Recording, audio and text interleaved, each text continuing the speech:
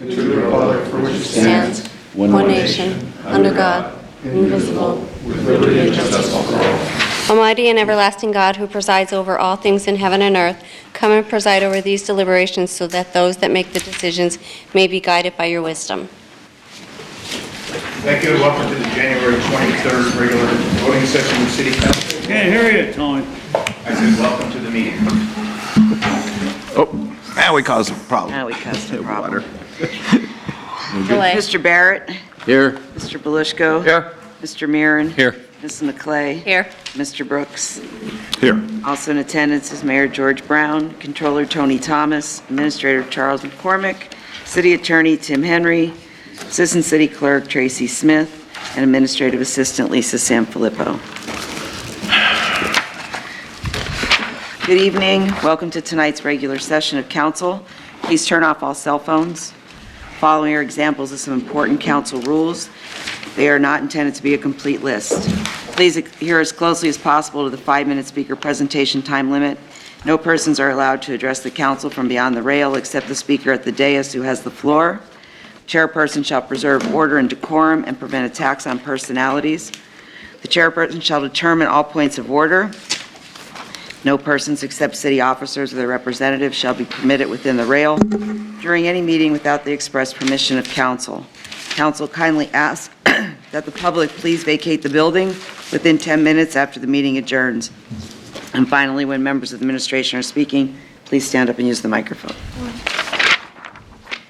Anybody on pending legislation? Anyone speaking on pending legislation? We have appointments to boards and one resolution. Anyone on pending legislation? Okay. Okay. So we need a motion and a second on the consent agenda, which is the resolutions and the minutes. Motion. Motion by Mr. Barrett, Second. second by Mr. Belushko. Mr. Barrett? Yes. Mr. Belushko? Yes. Mr. Mirren? Yes. Mrs. McClay? Yes. Mr. Brooks? Yes. So that is Bill and Mike. Okay. Yeah. Council presentation. Council presentation. Council presentations, Councilman Belushko. Really, it's just want to give a shout out to DPW. I saw them the other day. I was driving behind a pickup truck with a plow and a salter on it. And what it was doing was going down streets in between parked cars and salting, which was great. I mean, it wasn't the road, it was the side of the road where the parking is. I just thought it was amazing, and I give kudos to them. Thank you, Mr. Rooks. Thank you. Councilman Barrett. Nothing new, sir. Thank you. Councilman Mirren. I have one question for Charlie about the status of the Holy Redeemer softball field. The Holy Redeemer softball field? Casey? Yeah. Oh, Casey. Yes. Yeah. I don't know an update on it other than that there's the weather Okay. down. It's going to be ready early. And they have a protective covering over where they're laying the concrete pad. Okay. You went there and you'll notice that buses have been delivered. Oh, great. The first part is because of the weather, they're doing the pads and then they'll start working on it. But I think it's sort of backed up because of the weather, but materials are on site and you'll see that they are doing some work on the pad work. So our goal is to have that definitely ready for practice, if not for the first game, and it's going to be a beautiful new facility. That's great news. Thank you. That's all I have for today. Councilwoman McClay. Yes. The corner of West Hollenbach and North Main Street, there's a box of garbage that just keeps collecting more garbage. Yeah, it's more on West Hollenbach. So, but it's right there. I don't know if somebody just keeps adding, but if somebody could pick that up, that'd be great. And then, so it's more of a question. When we approve something for zoning, or if we approve something through planning, how do we follow up? Like, and the reason I'm asking is because there was the Keystone Arts Center was approved near my home. They had an event this weekend. It was a BYOB. They're not approved for BYOB. How would somebody normally follow up on that other than us reporting it, if somebody knows about it? Is that the only way? That circumstance would get to Bill Harris. Okay.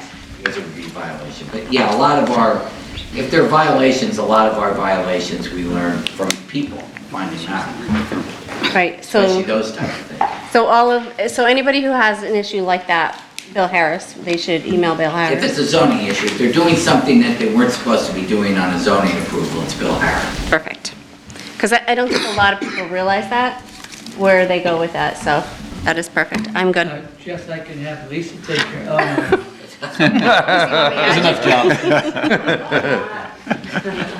Perfect, thank you. I'm good. Thank you. Charlie, 30 Academy Street, Bob Muir, the gray property that's right on the corner of South Franklin and Academy Street in the back, he's reported being trash problems there, again. Yeah, they have a private hauler. They have a private hauler, Yeah. and it becomes, sometimes they pay them, sometimes they don't. Exactly. Haulers have trouble picking up Yeah. because they have employee issues. Right. He usually resolves itself. I did see it yesterday, I think I went by and I noticed it, so I'll keep an eye on it. All right, got it. Thank you very much. Before I go into public comments, I understand there are students here who are to observe government in action. I know there's one. Is there any others as well? Do you need me to sign a paper that, for you to be here? Okay. At the end of the meeting. What about comment on the agenda? Get there yet, We're Sam? getting there, Sam. If you need us to sign, please see, Lisa will give me the papers so we can sign. And welcome to City Council. I'm glad that you guys are coming to experience what democracy is like on the local level here in our city. Next on the public is public discussions. Dan? Yes. Oh, do you want to say something first? Sorry. It's up to you. I can go after these gentlemen or what? Yeah, let's go. Oh, well, there's only two. So, yes, sir. How do I do this? First picture, if you can just pass it through. State your name for the record. Dan Emplet. I'm from South Empire Street, but I'm talking about Luzerne Street. For those that don't know, because it's a small dead-end street, it is about a block from Hazel and Blackman. For decades, my parents have lived there and have not been getting the street plowed or getting it plowed 2 days after a snowstorm. The picture that's going around shows you 14 hours after the snowstorm on Sunday. The next one shows that the street is a dead end. There is only one way in and out, obviously, and actually you can pass this one through too. And that shows you it is on a slope and a curve to come down to it before you hit any houses. 14 hours is too long. My parents lived there forever, 91 with failing health, and my mother's 82, wheelchair bound. Now this was only a minor storm, 2 inches, 2.5. What happens when we get 7 and my mother needs to go to the hospital? Or my father goes out to try and do something out there in the street and goes down. Now, that's the easy part. Mr. Brooks has helped me with this before, but he doesn't know about this part yet, I don't think so. This is the first plow they did in front of my parents' house. They have a habit of coming down and stopping before they get to the last house, my parents, and not plowing at all. They might dump salt, which they did, but that doesn't solve the problem. And I take it after Mr. Brooks, and I believe I left a message for the mayor, after Mr. Brooks probably yelled, we had 4 salt trucks come down, so 5 in total. There is literally a 1/4 to a 1/2 inch of salt in front of my parents' house. This is spite. From them stopping before they get to my parents' house to doing it 4 times and leaving a 1/4 inch of salt in front of the house. Something needs to be done. I've been up here, complained about, with different councilmen, about the lack of plowing. I've gotten all the excuses. Kath Kane told me it's a small street and it just isn't in the priority list. Well, I'm sorry, that's not how it works. my parents pay taxes unless you're getting a tax break for not getting the services that they're paying for. And number two being, the alley truck goes to an area and does all the streets in the area. If 14 hours after a snowstorm, the street's not plowed, it's because they got skipped again. Now, this is the second time so far this winter. Hopefully it's the last. Thanks. Thank you, Dan, for coming. I'm very sorry that you had to come. Any comment, Charlie? We're looking to it. Follow up on it. All right, he will follow up on it. Thank you for coming, sir. Mr. Troy. What is this, general comment, or what happened to the comment on the agenda? We already did I that. don't understand what happened here. We already did that. So public comments, sir. This is the general comment from the sheet filled out? Correct. Well, what happened to We usually, already I've did been a that, lot of sir. meetings here, and usually. We asked. The chairman says. We asked The chairman twice. says, are there any public comments on We the did. agenda? You didn't say that. Yes, we did. We did. said We it did. twice. Yes, he did, sir. He did say it? Yeah. Twice.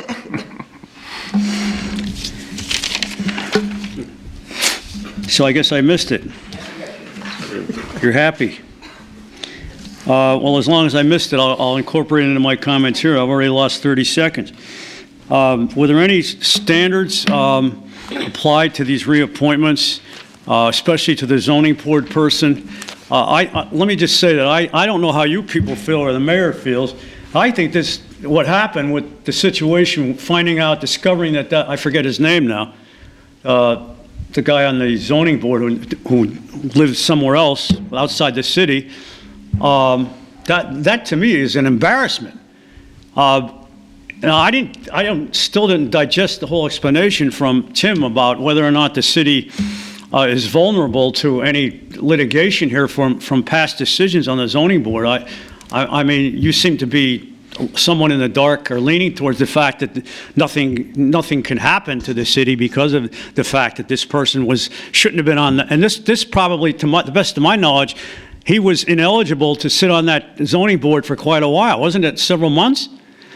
And then you brought up the issue, if I'm not correct, Mr. Brooks, in the paper, and I thought it was, although I didn't get to read the whole article, I'm ashamed to say, about whether or not zoning board people should be accountable, for instance, to one of your priorities, at least to some extent, is historical preservation.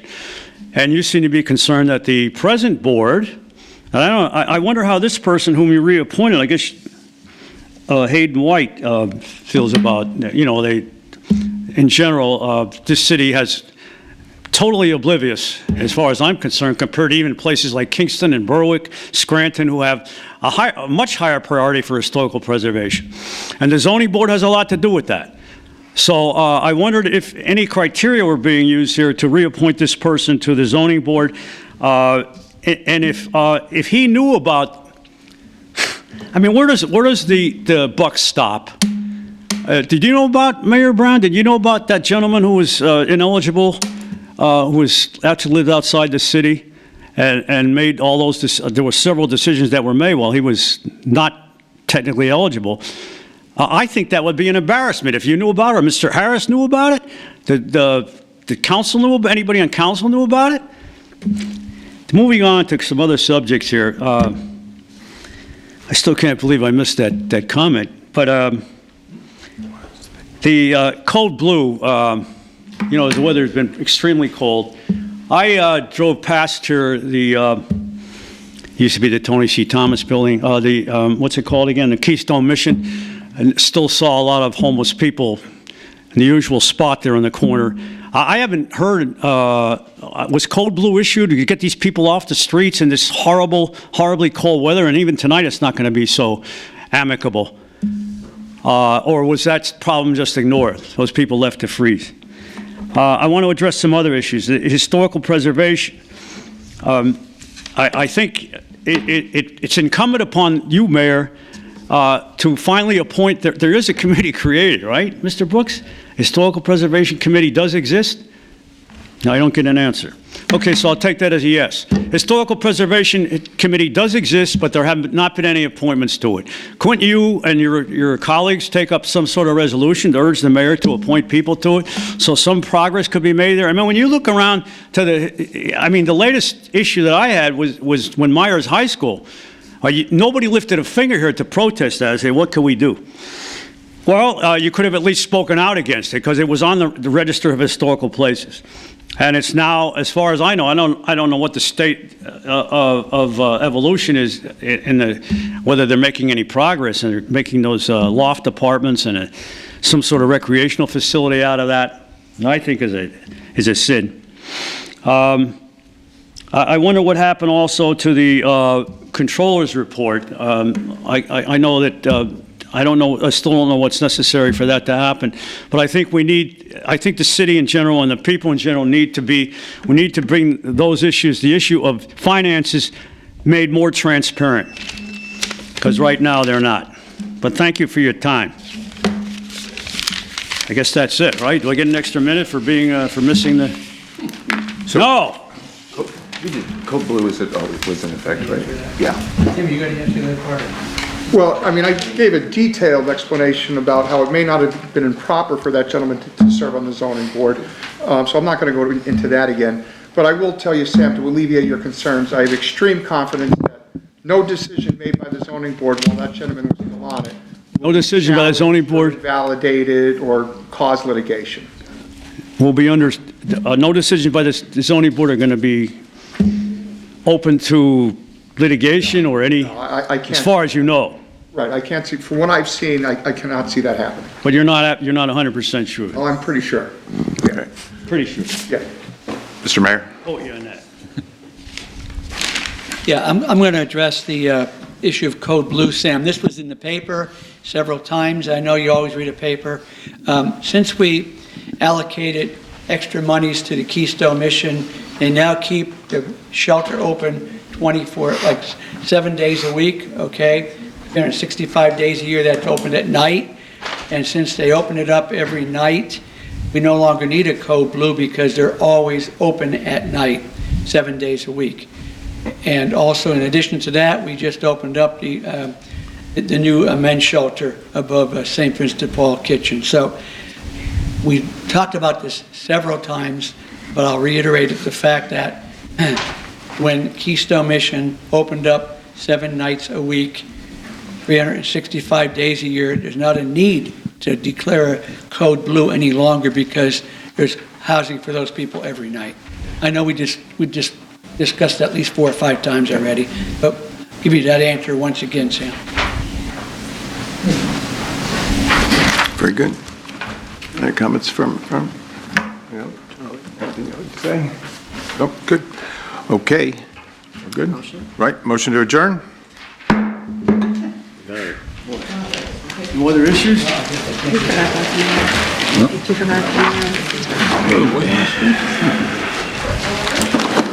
only the second meeting. Third. Trying to decide whether to go back down tonight or...